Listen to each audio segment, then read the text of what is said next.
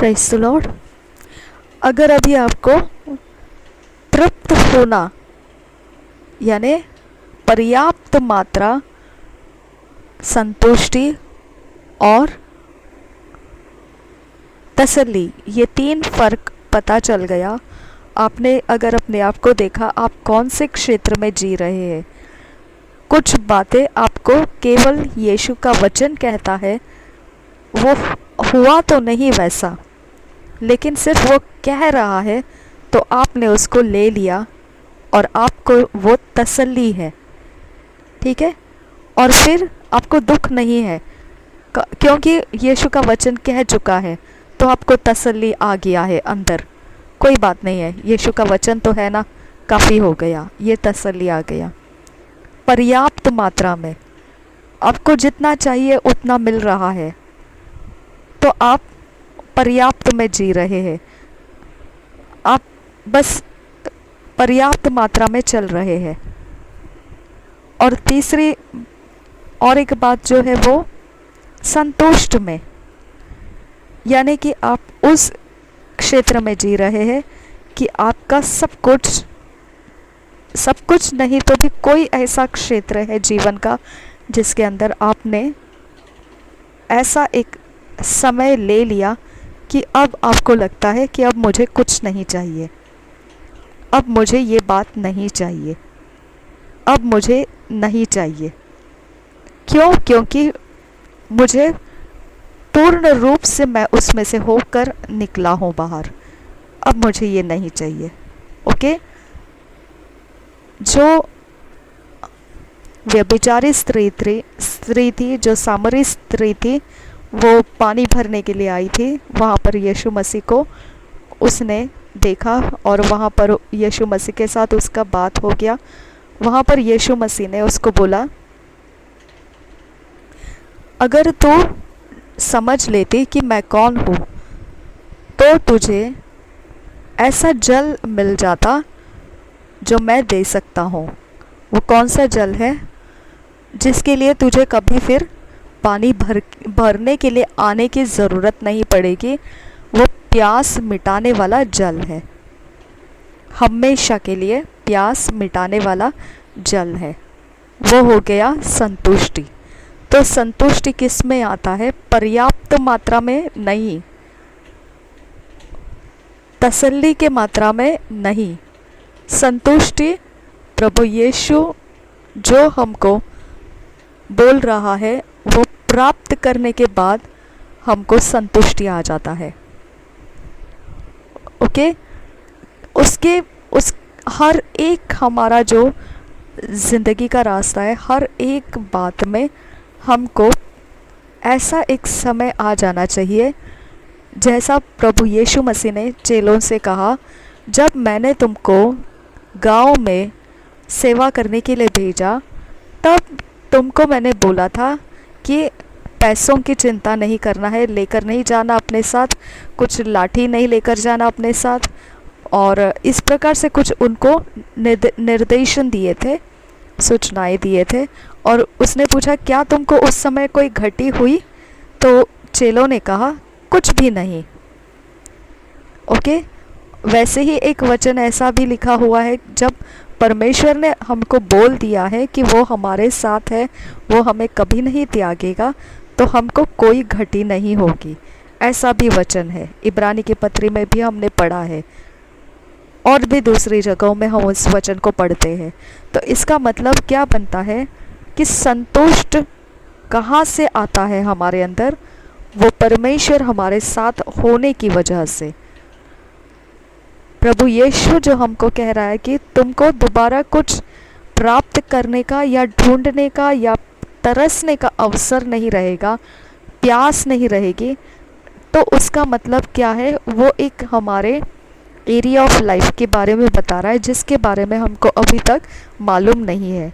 उस area of life के बारे में हम केवल अभी तक तसल्ली में जिए हैं, अभी तक हम केवल पर्याप्त मात्रा में जिए हैं, लेकिन संतुष्ट मात्रा में नहीं जिए हैं।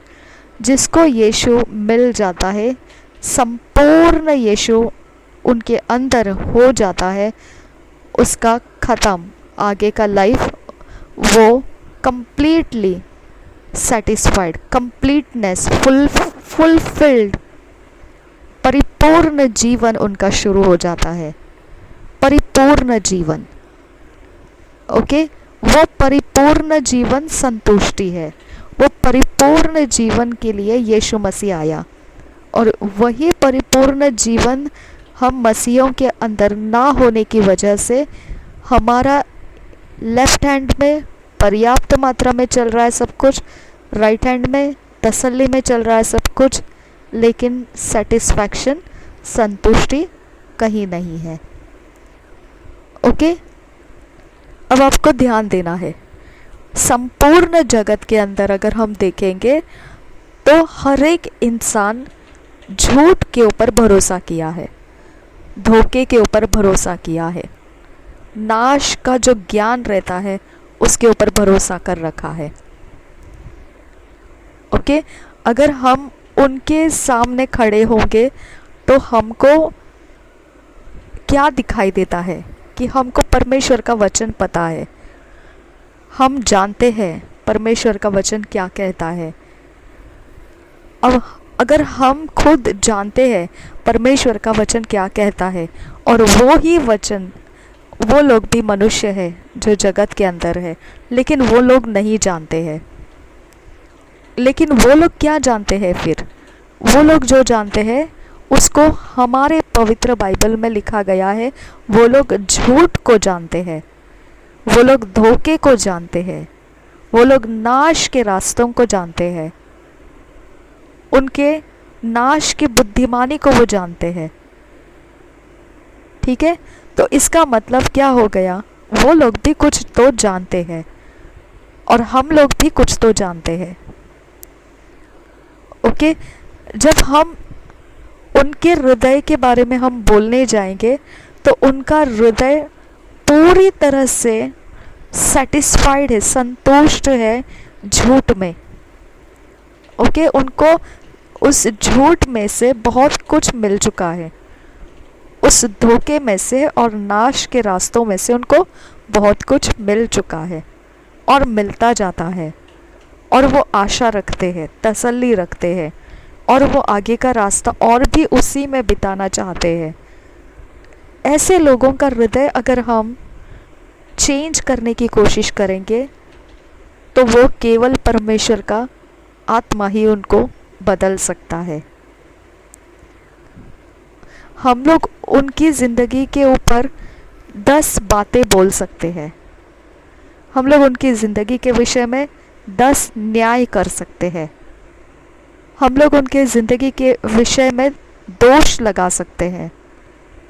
हम सब कुछ जानते हैं, इसकी वजह से हम उनको तुच्छ भी जान सकते हैं, क्योंकि हमारे पास सच्चाई क्या है ये पता है, और उसके ही आधार से हम दुनिया के लोगों को ट्रीट करेंगे, उसी तरह से हम उनको नतीजा दिखाएंगे। क्या?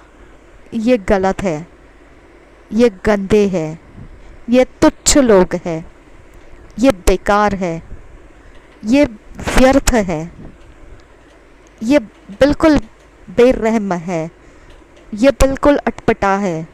क्यों? क्योंकि हमको वचन पता है, और उसके आधार से हम सब दुनिया के नाम और उनके काम और उनके सारे शान और शौकत को बहुत ही अच्छे से न्याय के रास्ते दिखा सकते हैं। ओके, न्याय कर सकते हैं कि ये गलत है, ये सही है, ये नहीं करना है, ये करना है, सब अच्छे से दिखा सकते हैं, देख सकते हैं, दिखा सकते हैं, और हम उनके बारे में अपने मन में यही बातें बोलते भी हैं। ओके, लेकिन परमेश्वर का वचन कहता है कि उसने अपना आत्मा सारे मनुष्यों के ऊपर, पृथ्वी के सारे मनुष्य जाति के ऊपर उंडेल दिया है। परमेश्वर का आत्मा इन लोगों के साथ बात करता है। ओके, वो इन लोगों को इनके हृदय की दुष्टता बताता है। ओके, परमेश्वर का आत्मा, परमेश्वर का एक व्यक्ति जो हम जानते हैं उसको हम परमेश्वर का आत्मा कहते हैं। परमेश्वर व्यक्ति, त्रिएक व्यक्ति में से एक व्यक्ति परमेश्वर का आत्मा है, जिसे हम जानते हैं। दुनिया उसको नहीं जानती है, लेकिन वो दुनिया के अंदर है। वो दुनिया के अंदर लोगों के हृदय से बात करता है। हाँ, वहाँ वो दुष्टता को रोकने के लिए और मनुष्य के हाथों से दुष्टता का प्रेम छुड़ाने के लिए, मनुष्य को दुष्टता से मोड़ने के लिए वो काम कर रहा है। ठीक है, वो हम उसको नहीं देख रहे और ना ही जगत उसको देख पा रहा है, लेकिन प्रभु यीशु ने कहा कि वो हम में निवास करता है, इसकी वजह से हम उसको देख भी सकते हैं और हम उसको पहचान भी सकते हैं। ठीक है, तो जब हम किसी इंसान को परमेश्वर का वचन सुनते हुए परमेश्वर के वचन की तरफ आकर्षित होते हुए देखते हैं, जब हम किसी इंसान को परमेश्वर की ओर झुकते हुए देखते हैं, उसकी आराधना की ओर झुकते हुए देखते हैं, या वो अनजाने में परमेश्वर के बारे में सोचते हुए हम देखते हैं, तो हम समझ जाते हैं कि इसके ऊपर परमेश्वर का आत्मा काम कर रहा है। ठीक है, उसी तरह से अगर हम देखेंगे, ये दुष्ट जगत के जो पीढ़ी है, उस पीढ़ी के अंदर हम जी रहे हैं।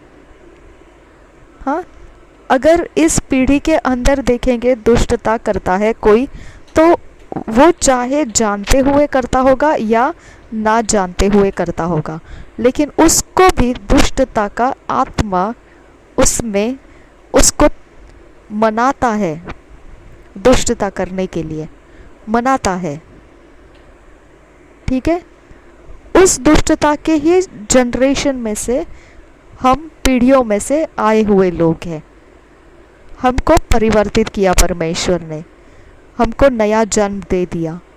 हमारा आत्मा अभी परमेश्वर को जानता है, हमारा आत्मा जानता है परमेश्वर को। इसकी वजह से अब हम जो आत्मा है, नया जन्म पाए हुए परमेश्वर में, अब हम क्या कर रहे हैं, अपने शरीर को और अपने प्राण को पूरी तरह से परमेश्वर के वचन के आधार से चलाने के लिए दे देते हैं। हम अपने अंदर ये परमेश्वर का आत्मा है, इसकी वजह से ऐसा कर रहे हैं कि हम परमेश्वर का वचन जो कहता है उसके आधार से अपने आप को देते हैं। फिर हम अपने मन में, अपने सोचों में, अपने हृदय में हम परमेश्वर का भय रखते हैं, हम परमेश्वर के आदर रखते हैं, और वो हम जानते हुए और ना जानते हुए दोनों तरीके से हम करते हैं, क्योंकि हम परमेश्वर के आत्मा के चलाए जाते हैं अभी। ठीक है, इस समय अगर हमारा 5 इंद्रिय में से और हमारे प्राण में से अगर हमको ये पता लगता है कि कुछ तो दुष्ट आत्मा हमको परेशान कर रहा है, 5 इंद्रियों में से या फिर हमारे प्राण में से, प्राण में भावनाएं हैं, इच्छाएं हैं, इच्छा उपज आती है, भावनाएं डगमगाने लगती है। ओके, हमारी सोच, ये भी प्राण में होता है, उसमें भी गड़बड़ी आने लगती है। ओके, और हमारे 5 इंद्रिय जो है वो अगर शारीरिक रूप से जो होता है वो सारी चीज़ों का वो जायज़ा लेता है, वो आधार लेकर या प्राण का आधार लेकर अगर हमको ये पता चलने लगे कि दुष्ट आत्मा हमें कहीं ना कहीं परेशान कर रहा है, उस समय हमारे पास पूरा स्वातंत्र दिया गया है कि हमने वो क्षण उन बातों को उठाना है, समझते हुए उठाना है कि अब हम यहाँ पर जो देख रहे हैं, समझ रहे हैं, ये युद्ध है। ओके, ये युद्ध है। यहाँ पे आपको ऐसे ही अनदेखा करके नहीं चलेगा, ये युद्ध है, हमने इसे समझना है। ठीक है। अगर हम फिर ये सोचेंगे कि हम युद्ध है तो हम अब क्या करना है, जो हमने वचन में पढ़ा है, जो हमने वचन में से समझा है, वही हमने करना है। हमने वो सब बातें बोलना है जो परमेश्वर का वचन कहता है। हमने वो सारी बातों को मनन करना है जो परमेश्वर के वचनों से हमने मनन करने के लिए प्राप्त किया है। और फिर भी अगर दुष्ट आत्मा ढिठाई दिखाएगा और हमें परेशान करेगा, तो हम इस प्रकार से सोचेंगे कि यह दुष्ट आत्मा भारी ढिठाई का काम कर रहा है, वो इस युद्ध में से पीछे हटना नहीं चाहता है, वो अपनी जगह बनाए रखना चाहता है।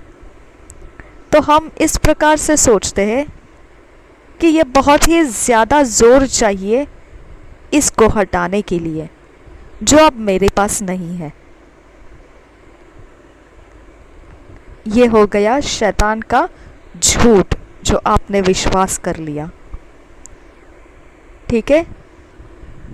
जब दुष्ट आत्मा का जोर आप उसका फैसला करते हैं कि उसमें जोर है और आप में जोर कम है, ये आप खुद फैसला किए, आप खुद उसको स्वीकारे, ग्रहण किए और फिर आपने उसके आधार से युद्ध में पीछे हटना शुरू कर दिया। ठीक है। अब ये जो धोखा है, ये जो आपने झूठ के ऊपर विश्वास किया, ये नाश का विश्वास है।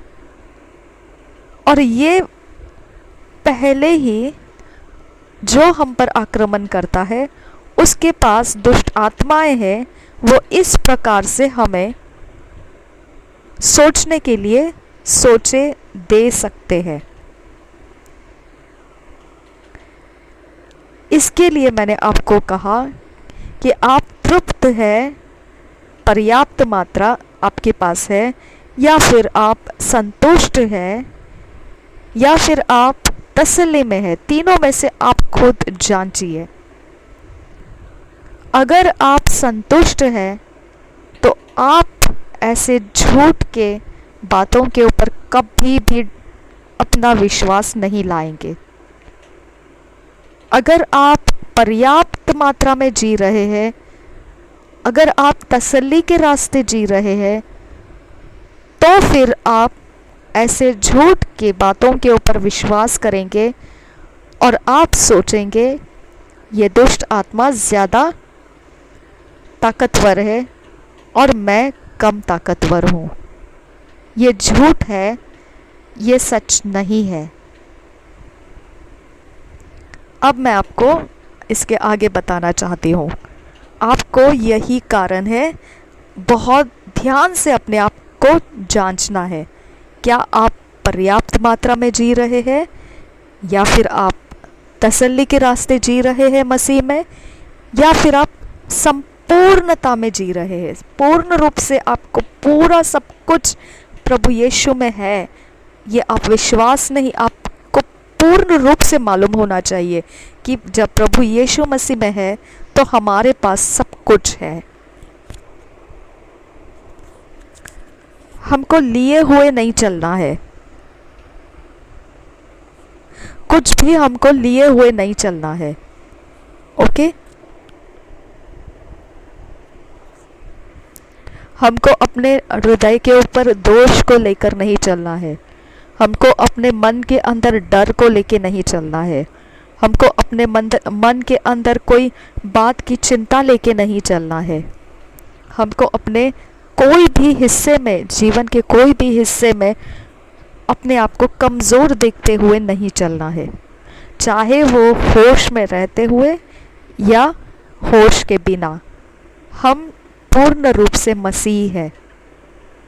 और जब पूर्ण रूप से हमको मसीह मिल चुका है तो अब हम जो रास्ता चल रहे हैं वो संपूर्णता का रास्ता है, वो संपूर्णता का रास्ता है। ये हमारे सोच में, हमारे दिलो दिमाग में, हमारे जहन में बिठा लेना है। इसको हमने नहीं छोड़ना है। अब यहाँ पर आगे देखिए क्या होता है। जब इस प्रकार से हम सोचते हैं कि दुष्ट आत्मा का पावर ज़्यादा है, और हम ऐसा भी देखते हैं कि हाँ वो लोग इस प्रकार से करते हैं, वो उस प्रकार से करते हैं, उनके अंदर ज़्यादा ढिठाई होती है, हम बहुत कुछ जानकारी रखते हैं, लेकिन मैं आपको आज बता रही हूँ, जब दुष्ट आत्मा अपना जोर दिखाता है उस समय यही वचन है जो हमें आज़ाद करता है। ये वचन जो है ये हमारी कमर बंद है। ये वचन जब हम पढ़ते हैं उसकी कमर ढीली होने लगती है। आपको ध्यान रखना है, जब हम वचन को पढ़ते हैं, मनन करते हैं, वचन के ऊपर आधार लेते हैं, तो वो हमारे अंदर परमेश्वर का आत्मा जिसका नाम है विश्वास, वो हमारे अंदर लेकर आता है। ओके, अब जब परमेश्वर का आत्मा हमारे जहन में, हमारी सोचों में आ जाता है, तब हमारा एक अलग सा सामर्थ्य तैयार हो जाता है। और ये सामर्थ्य है जो हमको दुष्ट आत्मा के सामने अपना काम पूरा करने का हियाव मिलता है। ओके, और जब इस प्रकार से हम परमेश्वर के वचन को लिए हुए बैठे हैं और फिर भी दुष्ट आत्मा ढिठाई दिखाता है, तो फिर आपको ये बात समझ जाना है कि उसकी कमर तो टूट गई, ढीली हो चुकी है, अब सिर्फ वो ड्रामा कर रहा है, उसको यहाँ से निकलने के अलावा कोई रास्ता नहीं है। ओके, उसको आपका पीछा करना छोड़ने के अलावा और कोई रास्ता नहीं है, क्योंकि विश्वास के बिना परमेश्वर को कोई प्रसन्न नहीं कर सकता है।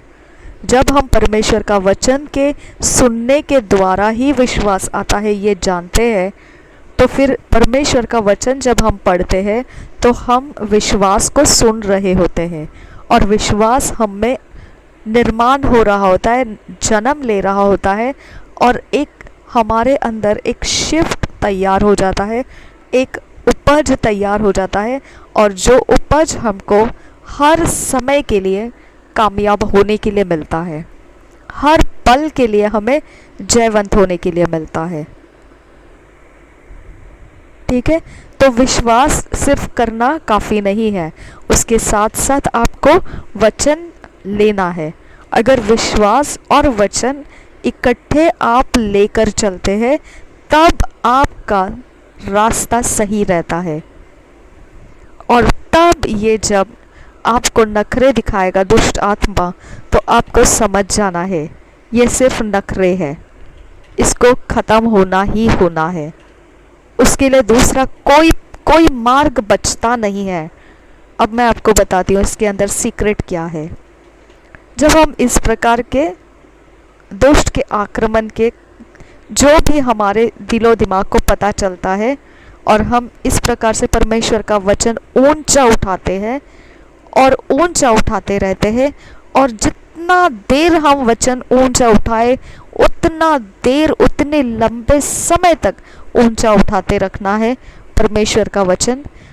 और ज़रा भी इस बात को देखना नहीं है कि शत्रु को हमारे ऐसे करने की वजह से क्या फ़र्क पड़ता है, नहीं देखना है। बस आप वचन को ऊंचा उठाए रखिए, आप वचन अपने मुंह से अंगीकार करते रखिए, आप वचन को बोलते रहिए, आप बाइबल रीडिंग करते रहिए, आप बढ़ते रहिए आगे। ये हो जाता है, ये हो गया वचन, और फिर आपका विश्वास जन्म ले रहा है। ये दोनों इकट्ठे होने के बाद में शत्रु के दायरे के अंदर ऐसा तहलका हो जाता है कि उसको प्रभु यीशु के चरणों के नीचे झुककर आना ही पड़ता है। ध्यान रखना, ये आपको देखने की ज़रूरत नहीं है शत्रु के ऊपर आपका क्या परिणाम हो रहा है, आपको देखने की ज़रूरत नहीं है। आपने वचन बोलना शुरू करना है, वचन पढ़ना, ऊंची आवाज़ में वचन पढ़ना शुरू कर देना है। और जब विश्वास निकलने लगता है तो आपको समझ में आ जाना चाहिए कि अब ये काम शुरू हो गया, कि शत्रु का पूरा हालत खराब हो चुका, वो प्रभु यीशु के पैरों के नीचे ज़बरदस्ती लेकर आया जा रहा है। ओके, तो आपको यहाँ पर इसका सबूत मिल जाता है, परमेश्वर का विश्वास आपको ये सबूत मिल जाता है कि शत्रु हार गया।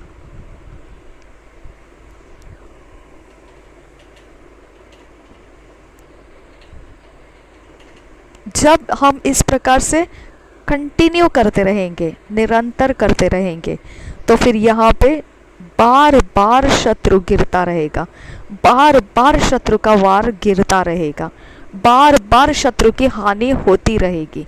ओके, और वो एक दिन इस प्रकार से बन जाता है कि वो खतरों से खेल रहा है।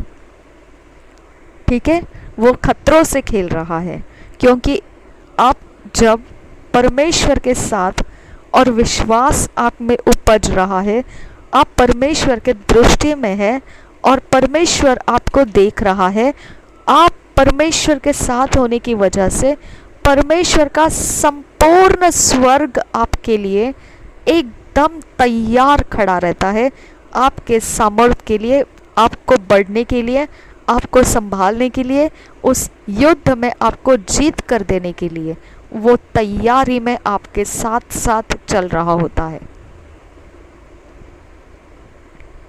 ये सीक्रेट, ये सच्चाई आपको समझ में आना चाहिए कि जब आप पवित्र वचन को पढ़ते रहते हैं, पढ़ते रहते हैं, पढ़ते रहते हैं, तो क्या होता है, आप अनजाने में परमेश्वर का स्वर्ग, अनजाने में आप जानते भी नहीं है, आप परमेश्वर के स्वर्ग को खोल देते हैं, आपके तरफ ध्यान देने के लिए खोल देते हैं। ओके, और ऐसे स्पीड में परमेश्वर के स्वर्गदूत, परमेश्वर का सेना ऐसे स्पीड में निकल के आते हैं कि उनको हम बोलने की ज़रूरत नहीं है लेफ़्ट में क्या है, राइट में क्या है, मुझे कौन से सेंसेस में क्या परेशानी हो रही है, मुझे कौन सा व्यक्ति या कौन सा आत्मा मुझे कहाँ पर परेशान कर रहा है, हमको उनको बताने की ज़रूरत नहीं है। वो खुद उस जगह पर उतर जाते हैं, वो खुद वहाँ पर फाइट करते हैं और वो खुद हमको वो सारे शक्तियों में से छुड़ाते हैं। इसके अलावा दूसरा कोई रास्ता नहीं है परमेश्वर का वचन ऊंचे पे उठाना, इसके अलावा और कोई रास्ता नहीं है। आमीन। अगर आपको ये बात नहीं मालूम पड़ी तो आप रास्ता छोड़ देते हैं और फिर आप जो दुष्ट का रास्ता है उसको अपना लेते हैं। जो पर्याप्त में जीता है या फिर तसल्ली में जीता है, वो दोनों भी अगर समय आ पड़ा तो विश्वास का जीवन थोड़ा सा पीछे रख के अपने मनमर्जी का जीवन जीना शुरू करता है। समझा? विश्वास का जीवन जो है, परमेश्वर का जीवन जो है, वो वचन के आधार से है, वो वचन के बिना नहीं है। हम वचन को लिए हैं, उसके कारण विश्वास हम में आ जाता है और उसके कारण परमेश्वर हमारे सारे व्यवहार के अंदर इंटरफियर करता है। और वो इंटरफियर ही नहीं करता है, लेकिन वो आता है, उसके बीच में वो सारी बातों में हमारे वो आने लगता है, वो आने लगता है। बस वो हमको अकेला नहीं छोड़ता है, वो हमारे साथ, हमने कुछ मांगा नहीं, वो बातें भी हमको देना शुरू कर देता है। ओके, इतना होने के लिए आपको संतुष्ट रहकर जीना है। मसीह में आप संतुष्ट रहना है, आपको वो संतुष्ट होना आना चाहिए। आपको पर्याप्त में नहीं जीना है, आपको तसल्ली भर के लिए नहीं जीना है, आपको संतुष्ट में जीना है। इसलिए नहीं कि आपका सारा दर्शन पूरा हो गया, इसके लिए बिल्कुल नहीं कि आपके सारे ब्लेसिंग्स आपको मिले, इसके लिए भी नहीं कि आपने जो सोचा था वो सब कुछ आपको मिल गया, इसके लिए भी नहीं। आपको इसलिए संतुष्ट होकर जीना है कि आप यीशु मसीह के अंदर है, यीशु मसीह आपके अंदर है। आपको संतुष्ट केवल एक कारण से होना है, और वो कारण है यीशु मसीह में आप हो। अब ये यीशु मसीह में आप हो तो अब सब कुछ जो दुनिया के अंदर है, सब कुछ दुनिया के अंदर का सब कुछ सब कुछ सब कुछ सब कुछ जो दुनिया के अंदर है, सब कुछ यीशु मसीह के चरणों के नीचे लाके रखता है, यीशु मसीह के सामने झुकाया जाता है। हर घुटना टिकेगा, हर जुबान कबूल करेगी यीशु मसीह प्रभु है। इसके बावजूद परमेश्वर आपके साथ है, इसके बावजूद परमेश्वर का आत्मा आपके अंदर है, आपका कंप्लीटनेस प्रभु यीशु है, फुलफिल्ड आप हो, संपूर्ण आप हो। संपूर्ण होने वाला इंसान कभी भी कोई भी बात के पीछे नहीं जाता है, समझा? संपूर्ण जो संतुष्ट हो चुका है, उसके सामने आप कितना भी कुछ भी करो, उसको कोई फर्क नहीं पड़ता है। वो कभी ललचाएगा नहीं, वो कभी उस दिशा में नहीं जाएगा जिस दिशा में वो कंप्लीटली संतुष्ट है।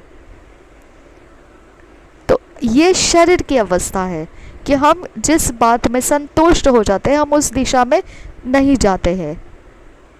लेकिन परमेश्वर के बारे में जो संतुष्ट होना है, हमको हमारे शरीर के आधार से संतुष्ट होना नहीं है।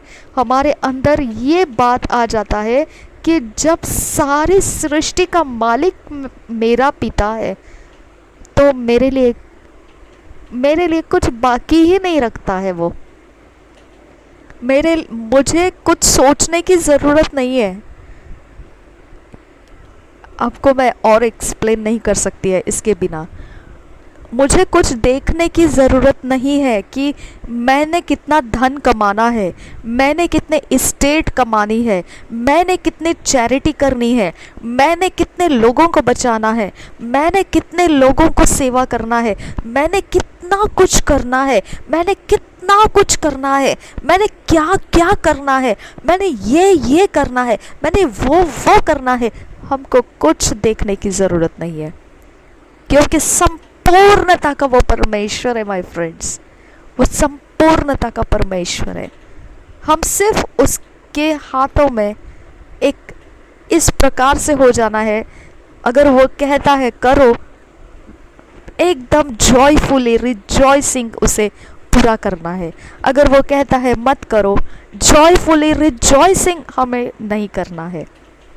बस उसको उतना ही चाहिए, और उसके हमको और कुछ सोचने का ज़रूरत नहीं है कि मेरा फैमिली कैसा होगा, मेरे बच्चे कैसे होंगे, मेरा मैरिज कैसा होगा, मेरे घर के परिवार के लोग कैसे होंगे, मैं कैसे होऊंगा, मैं कैसे होगी, मेरी जॉब जाएगी तो क्या होगा, मेरा प्रॉपर्टी जाएगा तो क्या होगा, मेरा घर जाएगा तो क्या होगा, मेरे रिश्ते जाएंगे तो क्या होगा।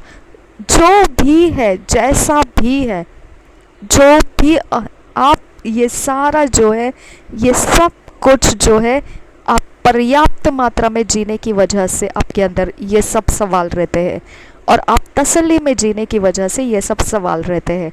जो संतुष्ट में जीता है उसके लिए ये कोई सवाल नहीं रहता है, वो सिर्फ आगे बढ़ता रहता है, वो सिर्फ आगे बढ़ता रहता है, वो सिर्फ आगे बढ़ता रहता है, वो सिर्फ आगे बढ़ता रहता है, क्योंकि उसके लिए संतुष्ट है वो परमेश्वर, उसमें है। ख़त्म, बात ख़त्म हो गया, वो ख़त्म हो गया। उसको मैं आपको बोलती हूँ, वो बिल्कुल इस दुनिया के अंदर जो आप देखते हैं वो बिल्कुल बिल्कुल दायरे में आपको दिखाई नहीं देगा, वो बिल्कुल दिखाई नहीं देगा। मैं आपको गारंटेडली बोलती हूँ, वो कहीं नहीं दिखाई देगा आपको, कहीं नहीं दिखाई देगा आपको। वो सिर्फ इतना ही देखेगा, लॉर्ड तो कहता है इसलिए मैं कर रहा हूँ, लॉर्ड तूने कहा है इसलिए मैं यह आगे कर रहा हूँ, लॉर्ड तूने कहा है इसके लिए मैं इस दिशा में नहीं जाऊँगा, लॉर्ड तूने कहा है इसके लिए मैं यहाँ जा रहा हूँ, लॉर्ड तूने कहा है इसके लिए मैं ये कर रहा हूँ। That's all. है समझ में? ये होता है संतुष्ट होना। अगर ये ज़िंदगी हमारे अंदर नहीं है तो आपको उस ज़िंदगी को अपनाने की ज़रूरत है और पर्याप्त में से बाहर निकलना है, तसल्ली में से बाहर निकलना है और संतुष्ट में अपना ज़िंदगी रख देना है। और आपको ये बात को पूरी तरह से स्वीकारना है कि मैं नहीं, मैं कौन हूँ? अगर मैं कुछ है तो फिर मेरा भी कुछ है। अगर मैं ही नहीं हूँ तो फिर मेरा कुछ भी नहीं है। सब कुछ जो है वो आप परमेश्वर के अंदर है, परमेश्वर आपके अंदर है और आप दोनों इकट्ठे एक होकर इस पृथ्वी के ऊपर जी रहे हैं। आप क्या कर रहे हैं, आप क्या नहीं कर रहे हैं, वो परमेश्वर का आपके संगति में होने के कारण है। परमेश्वर का आपके संगति में होने के कारण आप ये पृथ्वी के ऊपर इस प्रकार से आगे जा रहे हैं। आया समझ में? वो संतुष्ट का जीवन है, वो संतुष्ट का जीवन है। आपको संतुष्ट में जीना है, आपको सेटिस्फैक्शन में जीना है कि हम ये सेटिस्फैक्शन लाइफ में कोई भी डिमांड्स, कोई भी ज़रूरतें, कोई भी अभिलाषाएं, कोई भी प्रकार की कुछ भी नहीं बाकी रहता है। अगर कुछ रहता है तो सिर्फ ये बात कि एक परमेश्वर ऐसा बोला मुझे करने के लिए, ये करना है मुझे, ये परमेश्वर ने कहा है, ये कंप्लीट करना है मुझे, ये परमेश्वर का है, ये करना है, ये करने के लिए बोला है मुझे, मैं इसे करना है। That's all, that's all. अगर आपको समझ में आया तो अब आप इस बात को देखेंगे आपके लाइफ में कि जो पर्याप्त मात्रा में रहते हैं वो आसानी से गलत रास्ते ले लेते हैं, आसानी से बुरे रास्ते ले लेते हैं, आसानी से बेइज्जत होने वाले रास्ते ले लेते हैं। जो पर्याप्त में जी रहे हैं और तसल्ली में जीने वाले आसानी से डिप्रेशन में चले जाते हैं, आसानी से वो दुख मना लेते हैं, आसानी से उनको कोई भी ठोकर लगा सकता है, आसानी से उनके हार्ट ब्रेक हो जाते हैं, आसानी से उनको कोई भी कुछ भी बात उनको बहुत ज़्यादा अफेक्ट कर जाती है, क्योंकि वो तसल्ली में जी रहे इसकी वजह से। और पर्याप्त में जी रहे वो आसानी से कोई भी गलत रास्ता चुन लेते हैं, आसानी से, क्योंकि उनको सिर्फ इतना चाहिए कि इससे मेरा काम बन रहा है, चलो इस रास्ते से। पर्याप्त में उनको आनंद है, उनको तड़पना नहीं चाहिए, उनको पर्याप्त मिल रहा है, जितना चाहिए उतना मिल रहा है, चलो वो रास्ते से मिल रहा है उतना कर लेंगे, मिल रहा है उतना कर लेंगे, मिल रहा है। फिर उनको फिर गलत रास्ते मिलेंगे तो भी उनको फ़र्क नहीं पड़ता है, क्योंकि पर्याप्त रास्ते में सिक्योरिटी नहीं है, तसल्ली के रास्ते में भी सिक्योरिटी नहीं है, संपूर्णता में सिक्योरिटी है, कंप्लीटनेस में सिक्योरिटी है और संपूर्णता में कुछ भी बाकी नहीं रहता है, कंप्लीट सेटिस्फैक्शन रहता है। आपको ये बात में समझने की ज़रूरत है और समय गंवाना नहीं है, इसको आपने समझना है। प्रभु यीशु हम सब के साथ बना रहे। आमीन, आमीन, आमीन।